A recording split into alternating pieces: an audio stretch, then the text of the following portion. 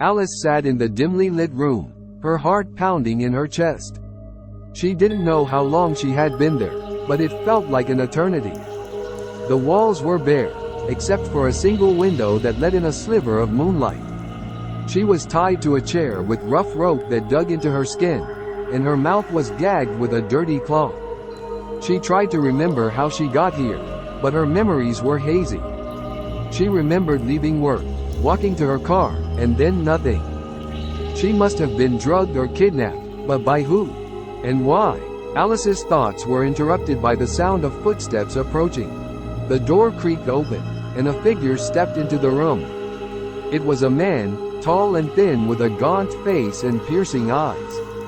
Alice tried to scream, but the gag muffled her cries. The man walked over to her and removed the gag. "Hello, Alice," he said in a calm, measured voice. "Do you know why you're here?" Alice shook her head, her throat dry from the gag. The man leaned in close, his breath hot on her face. "You stole something from me," he whispered. "Something very valuable." Alice's mind raced, trying to think of what he could be talking about. She had no memory of stealing anything, but maybe she had inadvertently taken something from her workplace. The man pulled out a knife and held it to Alice's throat. "I'm going to give you one chance to make it right," he said. "Tell me where the item is, and I'll let you go."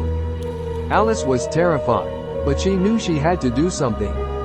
She closed her eyes and concentrated, trying to remember anything that could help her. And then it came to her, a faint memory of a coworker mentioning a valuable item that was going to be shipped to a client.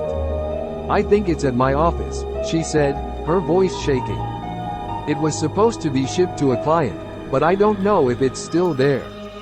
The man lowered the knife and smiled. "Good girl," he said. "I knew you would be reasonable." He untied Alice and led her out of the room. As they walked down a long hallway, Alice's mind raced. She had no idea who this man was or why he wanted this item so badly. And even if she did find it, would he really let her go? As they approached the exit, the man turned to Alice and handed her a business card.